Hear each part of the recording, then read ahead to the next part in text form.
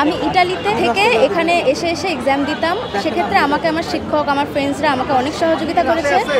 আমি ওখানে লেখাপড়া করতাম সারাদিন, যেহেতু আমার কাছে আমি কলেজে আসতে পারতাম না। আমি বাংলাদেশে এসে খালি এক্সাম দিতে পারতাম। আর ওরা আমাকে, আমার টিচার্সরা আমাকে অনেক সাহায্য করেছে দেখে আমি এক্সাম দিতে পেরেছি এবং আমি GPA 5 পেয়েছি। আমার খুবই আনন্দ লাগছে। জি, আমার পাসপোর্ট আছে। ওখানে আমার ফ্যামিলি থাকে, তো আমার বাবা আমাকে নিয়ে গিয়েছে ওখানে। জি, অবশ্যই আমি বাংলাদেশেই লেখাপড়া করতে চাই। আমি মেডিকেলে যেতে চাই। আমি বাংলাদেশে মেডিকেল কোচিংও করছি। দোয়া করবেন যাতে আমি মেডিকেলে চান্স পাই। আমি বাংলাদেশেই থাকতে চাই। আমিও চাই এবং আমার বাবা মা দুইজনই চায় যাতে আমি মেডিকেলে ভালো একটা ডক্টর হতে পারি, সবাইকে সাহায্য করতে পারি। এটাই।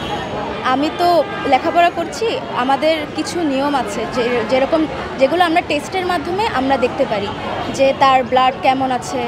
এগুলা কোনো রোগ নির্ণয়ের ক্ষেত্রে এগুলো অবশ্যই জরুরি। এখন আপনি যদি যান ডক্টরের কাছে, তারা কোনো টেস্ট না দিয়ে আপনাকে অ্যান্টিবায়োটিক খেতে দিল, সেক্ষেত্রে অ্যান্টিবায়োটিক বেশি পরিমাণ খেতে খেতে একসময় সেগুলো আপনাদের দেহে আর কাজ করবে না। সেজন্য সঠিক রোগ নির্ণয় করার মাধ্যমে ওষুধ দিলে, কাজ করলে সেক্ষেত্রে ভালো হবে।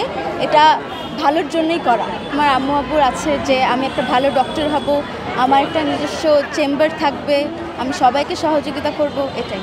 আমার মেয়ে GPA 5 পেয়েছে, এটা আমার অনেক আনন্দিত।